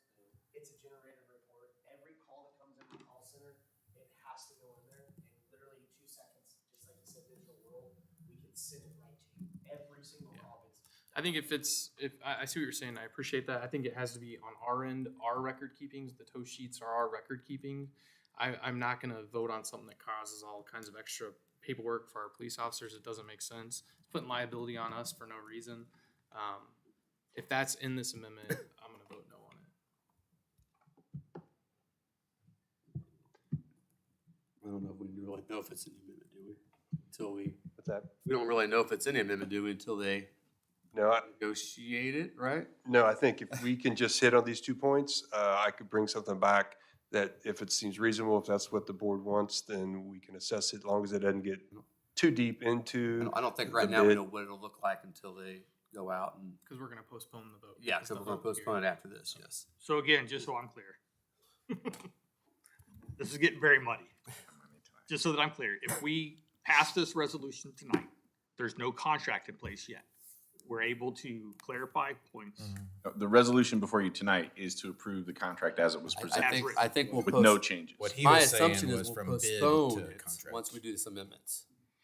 We'll postpone the resolution until the next meeting. Is that, no, is it? He was just We asking. if it's approved the approved as motion it and then we. is. No, yes, if we approve that, it is, it's For done, yeah. postponement. So the motion now is to Amend what was presented. amend what is presented and Yes, bring it back. Yes, well, No. the bringing back part will have to be another motion after this. This is just to amend. This is just to negotiate those parts and we'll have to postpone it. My concern is one, like Darren says, apparently the city has approved this year over year over year forever. And by holding this up tonight, we're holding up city business, we're holding up a local business owner's business and impacting him and his family and his employees. I think we owe as much to him as we do the guy that's gonna get $200. Yeah, I'm asking the board to rethink this down there. So, are we ready to vote on the amendment then? Take the vote. Okay, all in favor of the amendment, please say aye. Aye. All opposed, nay. Hey, Mayor, you may want to poll. Got it on that roll call. Okay, so let's do Alderman Arnold Yes. and Alderman Mills, No, Bray, no. Skinner, No. Yes. and Cleaver. No. Okay, so the, Mr. Mayor, the motion to amend has failed, so that leaves the originally Original presented resolution in place. okay, so now we're back on the original resolution. And additional discussion. Somebody want to postpone it, this would be the time. If not, no. All right, seeing none, all in favor of the original resolution, please say aye. aye. All opposed, nay. Nay. Do we need a roll call or you got it? Got it. Got it, all right. That should be it for resolutions. Up next is ordinances. What was the tally on that? 4-2. 4-2. 4-2. Sorry. What were the ayes and nays? I apologize. Same as the amendment before. So it was two, Nay. Four. okay, two, Or two against? four, two approved, okay.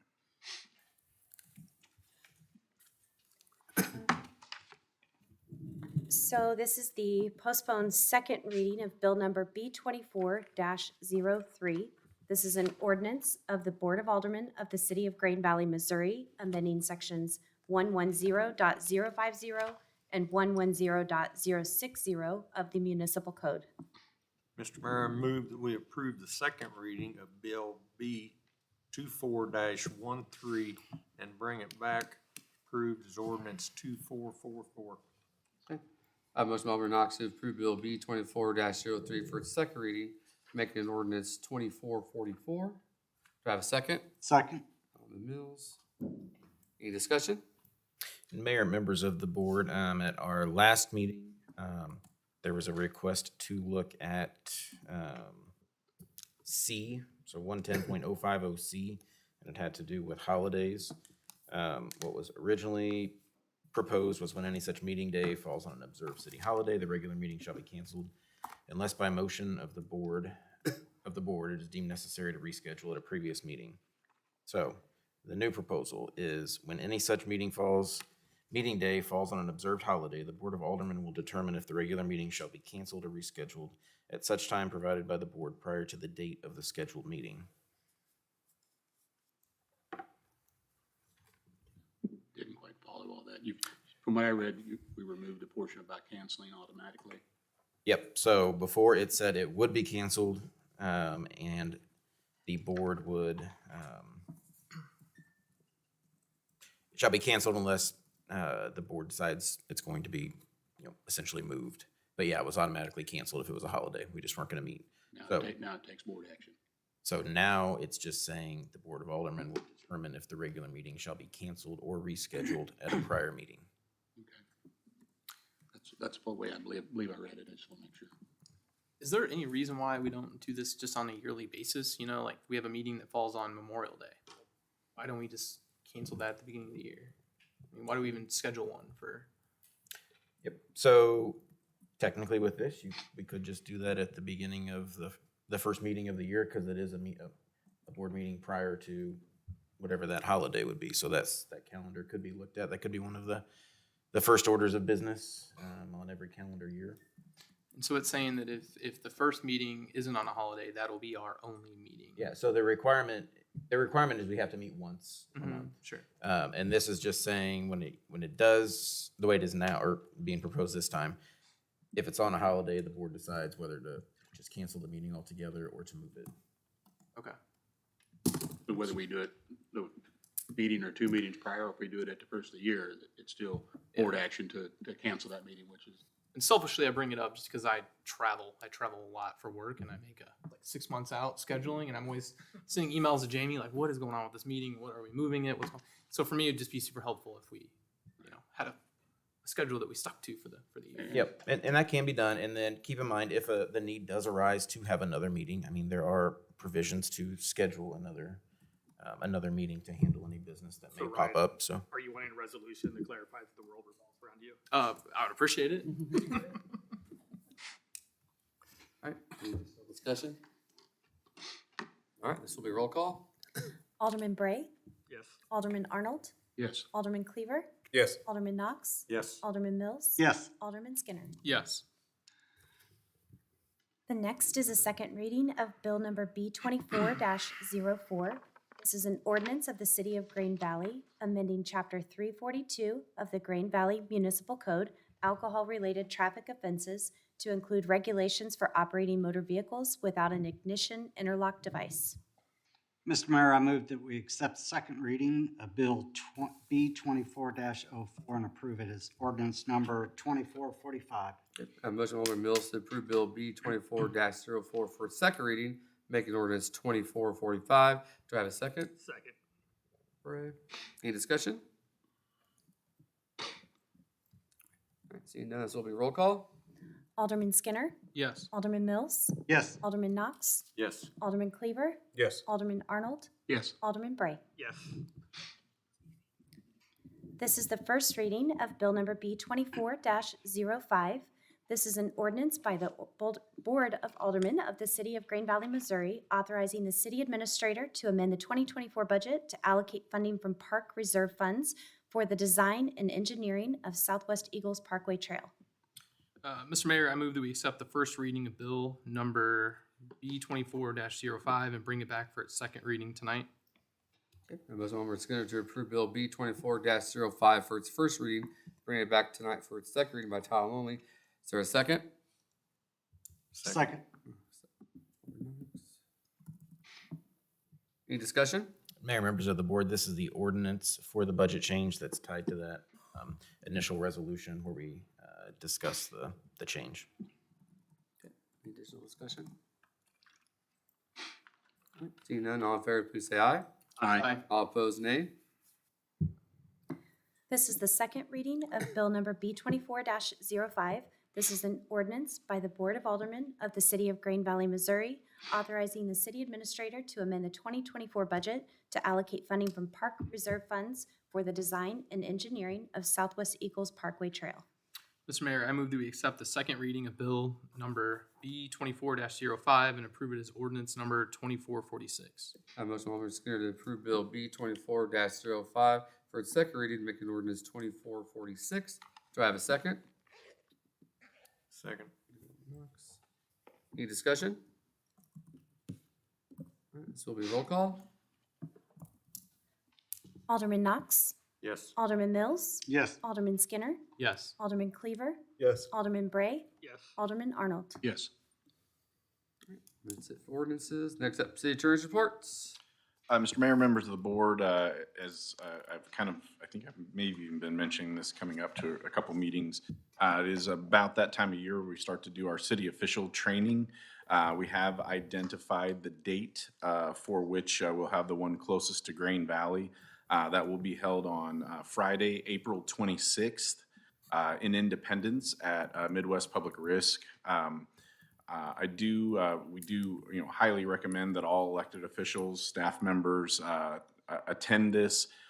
If you've been before, it's always good to get a refresher every couple of years to make sure, you've got that information kind of fresh in your minds. And if you haven't been, absolutely, you should come to that. But I did want to just note that the date this year is set for April 26th for the one that's closest here. That's all I have, Mayor. That's same location, Joe. Yes, sir. Next up, city administrator and staff reports. We do not have any reports tonight. Okay. Next up, Board of Alderman reports, comments. Alderman Arnold, Nothing at this time. Alderman Mills, Nothing at this time. Alderman Bray, Nothing. Alderman Skinner. Let's make the night a little bit longer. So I've had a few residents reach out over the past week or so about the Dollar General going in on Buckner Tarsney near Duncan. And one of the residents is here tonight, Miss Falwell. So I thought we should at least discuss it quickly. Some of the concerns are, just like during the construction period, noise, the hours they're working, what's it going to look like when it ends up being completed. So a couple of the things I wanted to have the city address, and I know Mark's not here tonight, but, what are the hours of construction and what's the city ordinance on that? And what are the resources if somebody is working past those hours? Yeah, and I believe it's. Sorry to put you on the spot. No, you're good. I mean, I called you earlier today and told you this. You forgot that part. Forgot that part. I want to say that it's. If we can't find it tonight, I'll send you an email. And Yeah, let you know. I don't want to misspeak on that. It is in the code. But we do have an ordinance that says if they're working past a certain time, you can call. How would they address that? Codes enforcement, probably, right? No, I mean, if it's actually at night like that. Would they call the generally non-emergency officers line? are- Yeah. Yeah.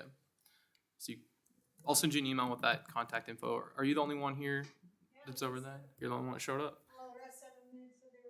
They want to go shopping at Dollar General, right? They're excited. We get that a lot. They said they're coming in. Yeah, if you'd have saw my inbox this week, you would have thought there was a whole team of people coming. So there's that. Also, I know that we had talked about the potential for adding some trees and stuff between the commercial building and the residences. I know there's like a landscaping plan, but maybe reaching out to them and asking them about what that plan is there. I think any type of noise reducing. Has the landscaping plan been approved yet? Yeah, I mean, so just to kind of keep it, so I did talk to the building official today. Okay. Mark is the one who's been in communication with the reps there, so I have made our building official aware of all that, and he is starting that process on reaching out, but that's probably going to be a next week thing before we actually get that. Okay.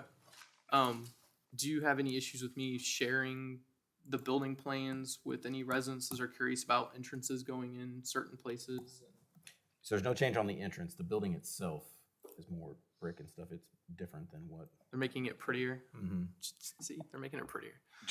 I would like to have aldermen and city staff aware that if there are copyrighted plans, we can't just make copies and send them out. Those are protected, so That's that what I may was be a asking. situation where someone would have to come in to view them. They can view them, they just can't take pictures of them, make copies if they're copyrighted. And most work like that is copyrighted. Okay.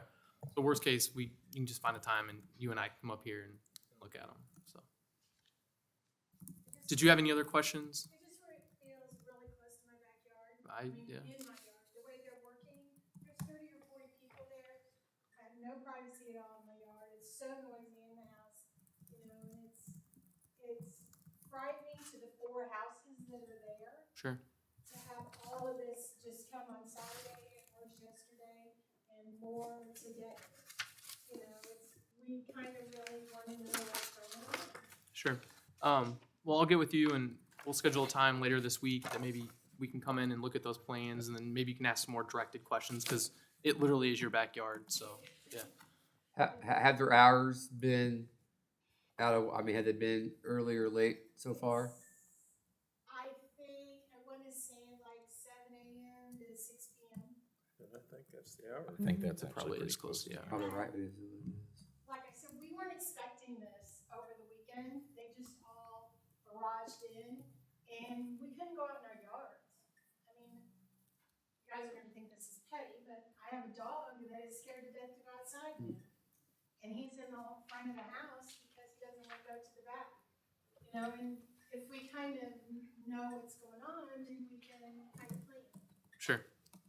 You know, that's No, it seems reasonable. kind of consideration is really what we were looking for, and just to know what's going on. Can we get our building official, maybe they'll have a project manager there on site, right? I mean, maybe we can get our building official to get the contact information for the project manager for you. That way, if you have a question, you can call the project manager if something comes up. There's all kinds of people that are stopping, you know, and talking to these workers, except for they're not the people's yards that are affected.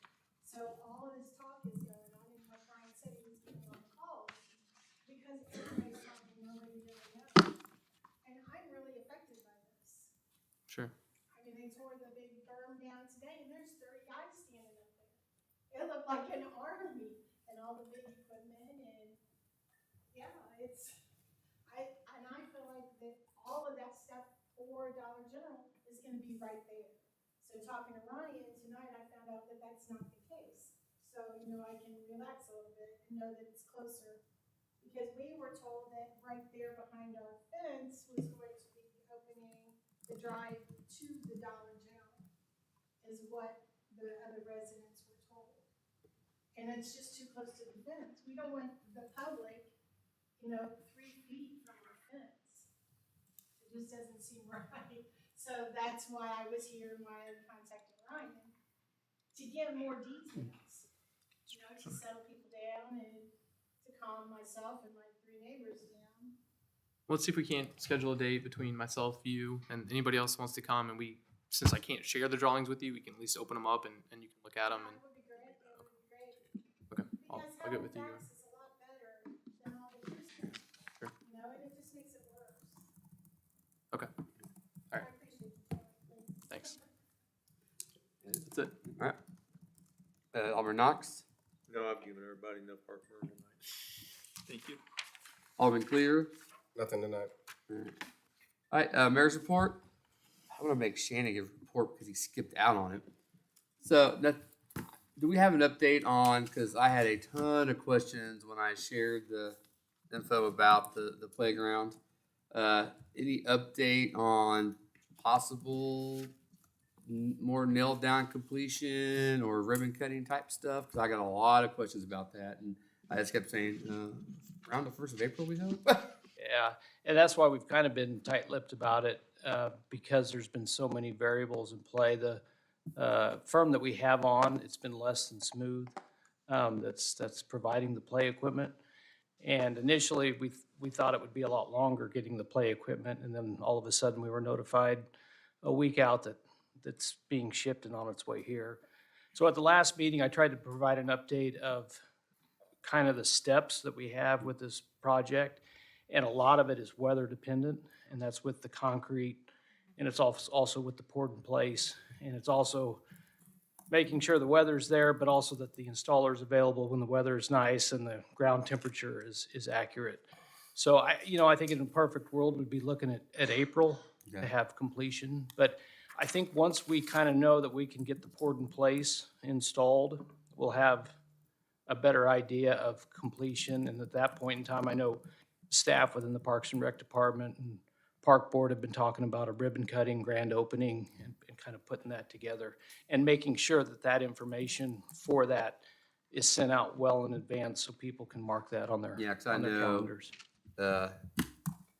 Kiki's sister-in-law reached out to me, and they got family in Texas that wanted to come up. They want to make sure they have plenty of notice, that way all the family could get here for it. So. Yeah, we've met with Leslie 2 or 3 times, and she's been an active participant in the design of this playground. And she's approved things from signage to colors to a lot. So, yeah, we've been in quite a bit of touch with Leslie. So. That's good. The next thing I have, Mark's not here, so he's gonna get off, but I said I would talk about tonight, so. Why not? Curbs. I know that we have the concrete replacement program. When we go through, like if someone calls and has an issue with their curb, we go out and check in. If it meets certain criteria, then it's replaced as part of the concrete maintenance program. The question I received was, and we can answer it next time if we need community development, the answer is, what is like the metric for, like, say we have a 1 block area and it appears that we're replacing quite a bit of curb in that area, but we're still doing, hit and miss and all that. Is there a percentage of like curb that we just say, you know what, this is enough, we're just going to replace the whole curb? Yeah, I don't know if there's a percentage, but there's 2 different areas that go into the concrete replacement. So when we're going to repave a road, we go in and do the concrete work then, because you want to do the concrete work before you go in and mill the road. But if it's just concrete repairs, I don't know that there's a percentage. I know what they look at is trying to see if there's a start and stop point. I mean, if you're going to go make a cut and fix a little area, but everything's crumbled next to it, obviously that's not, or it doesn't look strong, they're not going to do that little area. But if it truly is just sections, even though it looks funny for a little while when it's poured, if those other sections are still structurally okay, we're not going to go and replace the whole thing. So I don't think it's a percentage thing. I think it's just a judgment call as to. Okay, we have a good start and stop point. Yeah. Okay. All right. That is all I have, and I do not believe we have a need for an executive session. All right. So with that, unless someone has something else, we'll adjourn.